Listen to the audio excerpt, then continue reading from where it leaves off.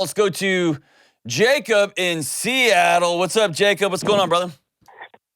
Hey, Dr. Don. It's a privilege to talk to you this morning. It is a privilege to talk to you, my man. So what's up? Hey, so I have a question. I was hoping you could offer some advice. I recently confessed to my wife struggles with pornography. I've been struggling with it off and on in my life. And there's these spirals of shame and kind of the self-guilt that I fall into, and just a fear of being rejected for the broken person that I am. Yep. And it drives me to hide from her, to lie to her about my sexual needs, and and just to avoid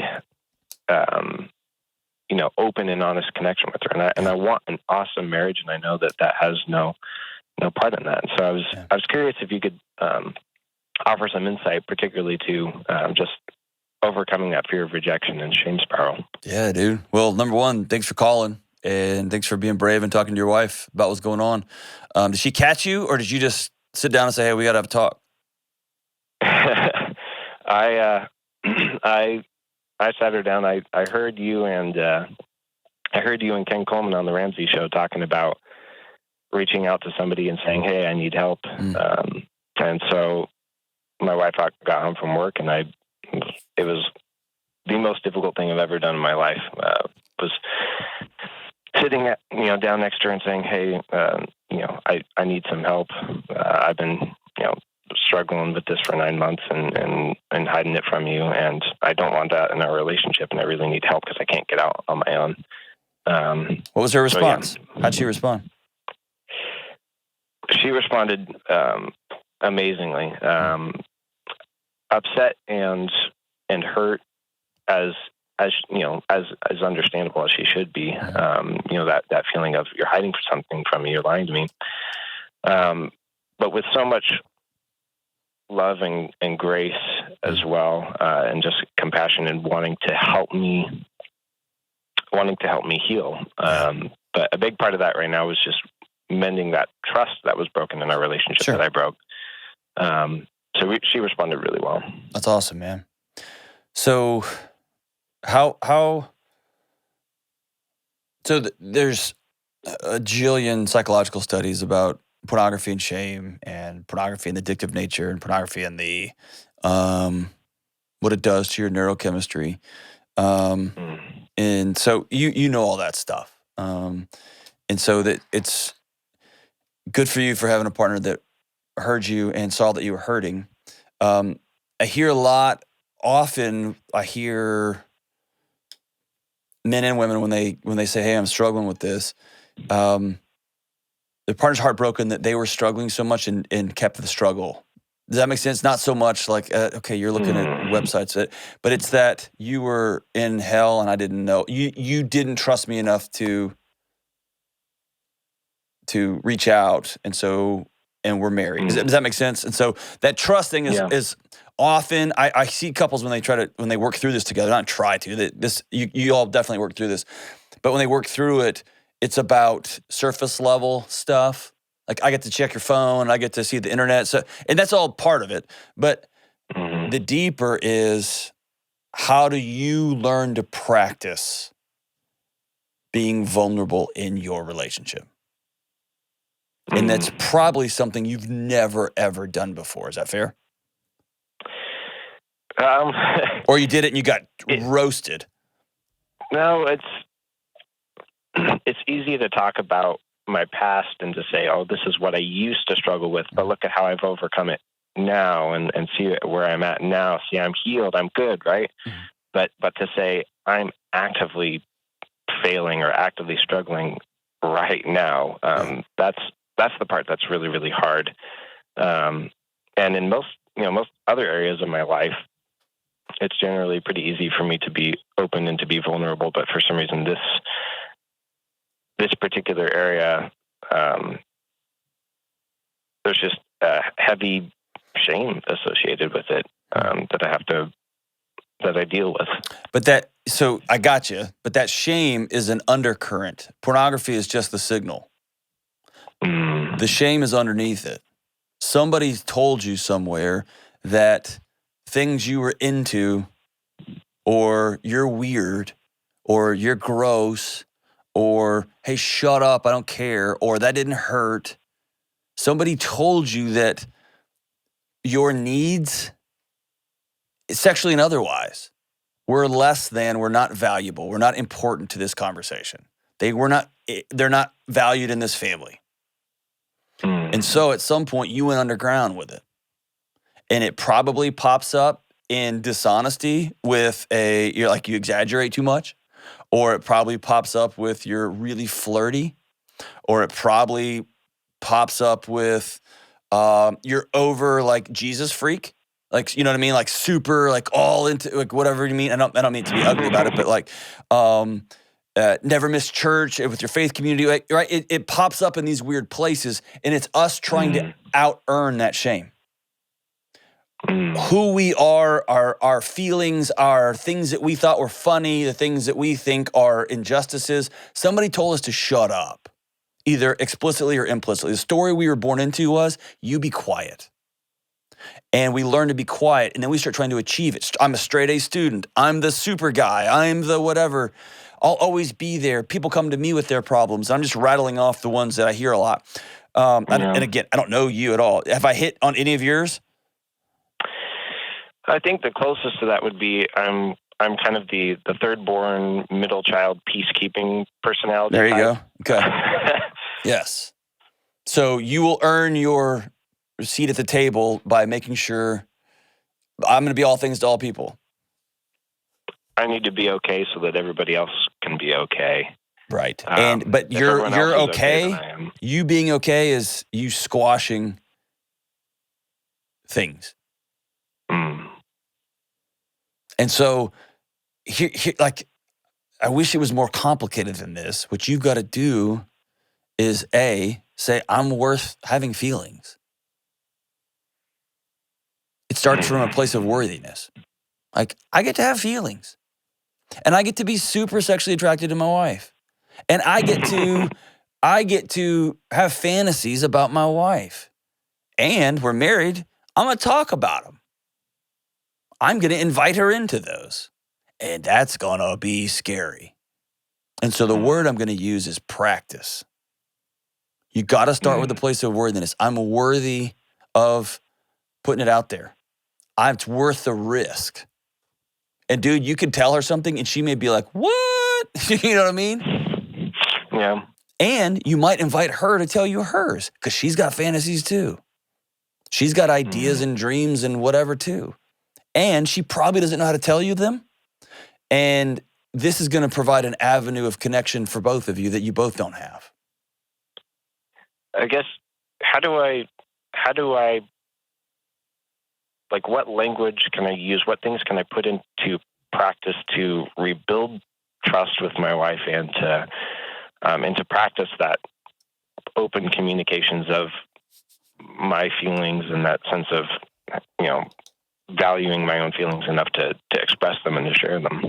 So, great question. Here's two things that I use in my house. Number one, I might phrase something. My wife might phrase something with the words, I'm feeling vulnerable, or I'm being vulnerable here. And we've agreed in our house, when I say, I'm being vulnerable here, I feel like you're doing this just to piss me off. Or I feel like when I got home, you just talked about this and this and this, and you just blew me off. And the response cannot be, we're going to war. It cannot be a defensive thing. It has to be a, thank you for telling me that. And it's me just practicing saying what I'm feeling. Because if I get home and I feel like my wife's blowing me off, it makes me mad, and then I go in my room, and then I go down a spiral. I've been working hard all freaking day. I've been doing this. It's all about me. It becomes a selfish nonsense trash. And then I come out and I'm all ready to, be an idiot. And so I practice by saying, I'm just being vulnerable here. I feel like you're ignoring me. Did I do something wrong? I feel like I screwed something up. And then she can say, thank you for telling me that. And then she'll look at me for a beat and I'll say, yes, go ahead and respond. And she'll say, I just got to go to the bathroom real bad. I'm happy to see you. You know what I mean? It's like something so benign. I totally misread it. Or in your situation, I'm being totally vulnerable here. I would like to try this particular sexual act. Or I'm interested in what really turns you on. Or the John Delony erotic envelope system that I should have patented, man. I got people reaching out for it. Have you heard me talk about that? Yeah. Dude, that is the best way to practice. She gets 10 envelopes, you get 10 envelopes. And I want you to dress up in this way. I want you to fill in the blank with whatever's in your head. And the vulnerability is you're both going to open it. You don't know who's going to get whose. And you may spend an entire evening French kissing and watching Love Actually over and over and over again. That might happen. And you may find yourself in a suit on a beach. Who knows, man? Whatever weird things come up in these envelopes. But it is a way to make the awkwardness of your feelings be in the envelope, not in the conversation. It's a way to put it, again, you hear me talk about writing letters all the time. It's a way to put it at arm's length. There's a distance on it. And then you could go, okay, it's in the envelope. And then part of the vulnerability is her going, I don't even know how does that work? Or I have a question about that. And then y'all are in it now. And that's the good stuff, man. And this happened with raising kids. This will happen with, hey, I'm not happy at my job. Pornography and sex, it becomes it's a way to disconnect and numb out and unplug and not have to deal with the potential for rejection. And you've got a life filled of it. Is anything I'm saying off?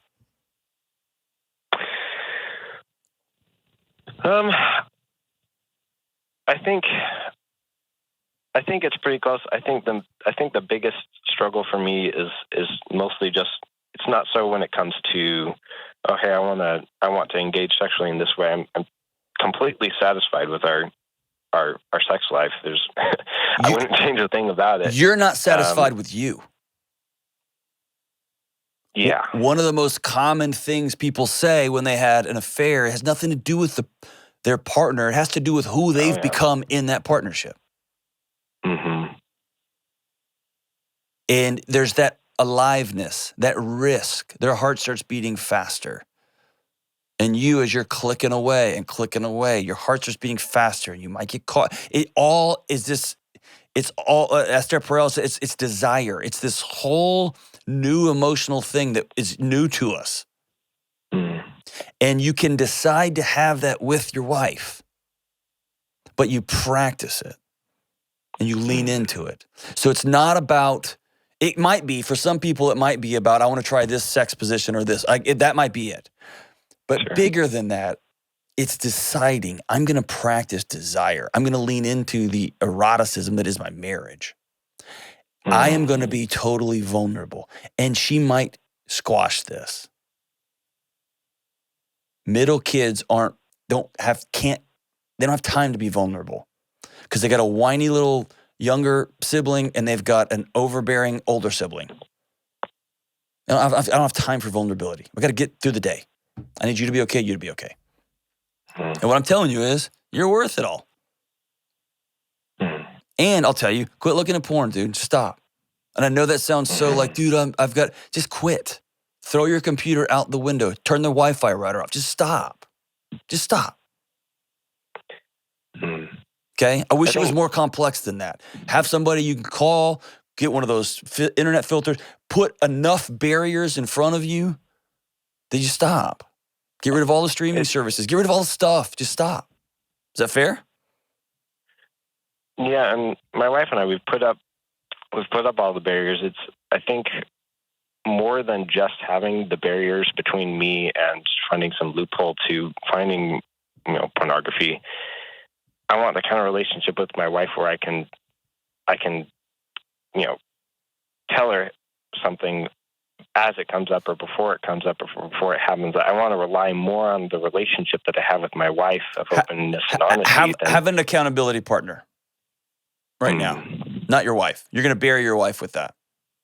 If you call your wife 4 times a day and tell her, hey, I really want to look at porn right now, I'm just really struggling, you're going to drown your wife.